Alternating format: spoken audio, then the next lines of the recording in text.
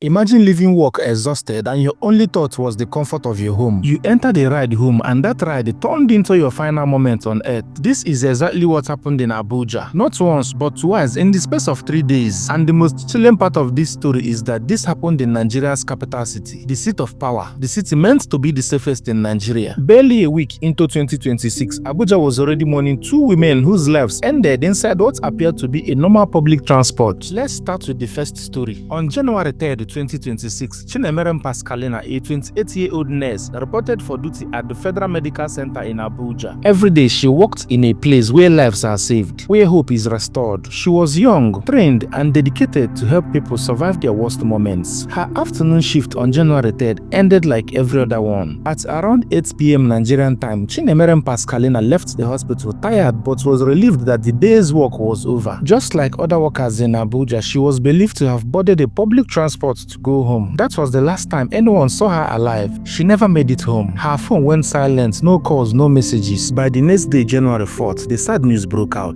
Her lifeless body was found, dumped by the roadside in the city that she worked so hard to protect. She was identified and taken back to the same hospital where she worked, not as a nurse this time, but as a body in the mortuary. That single detail was so devastating for her colleagues at Federal Medical Center Abuja. A woman who spent her days saving lives was returned lifeless to the very place she worked. Police announced an investigation, but for many Nigerians, the signs were already familiar. This looked like a one-chance attack. If you live in Nigeria, especially in Abuja or Lagos, you already know that phrase, but knowing it does not always protect you from it. One-chance robbery syndicates do not look like your regular criminals. That is their power. They dress like regular drivers and their cars look normal, sometimes even clean. They stop like any other taxi or bus, and inside you may see what looks like other passengers. Men, women, even elderly people. That is how the trap works. What victims don't realize is that everyone inside that vehicle may be working together. Once the car moves and reaches a wide stretch, everything changes. Doors lock, voices harden,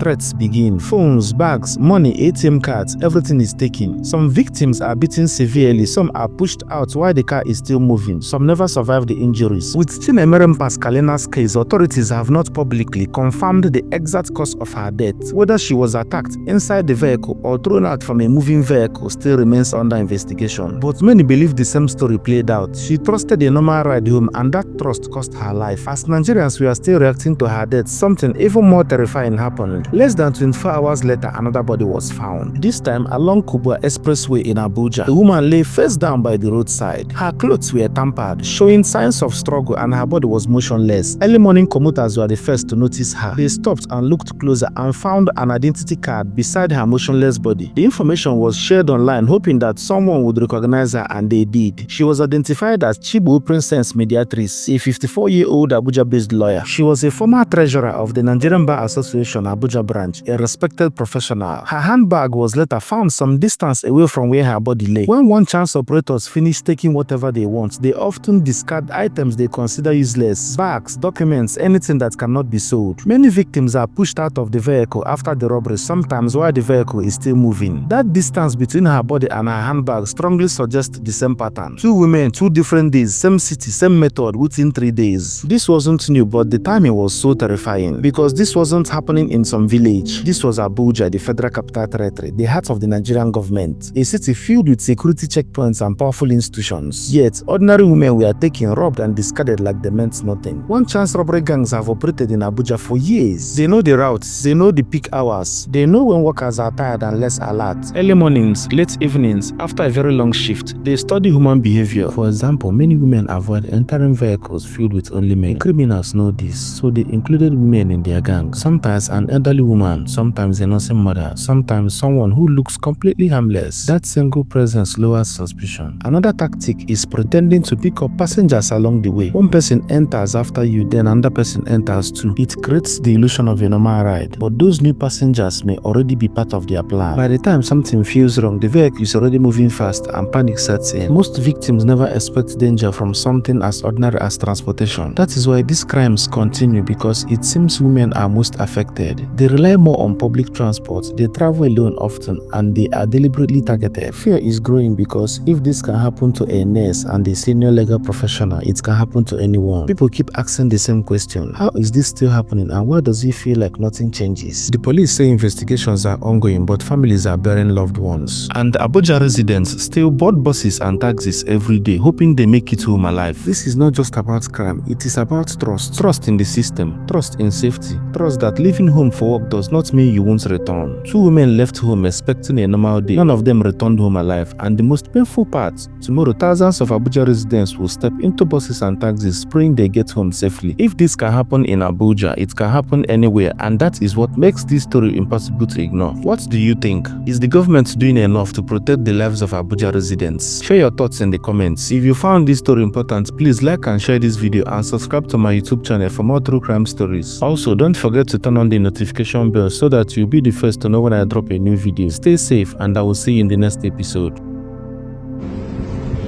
But the testimony and your history will remain that you were a nurse, an excellent nurse, a dedicated nurse, a nurse called to save, a nurse with healing in her hands. The same humanity took you, but we return glory to God.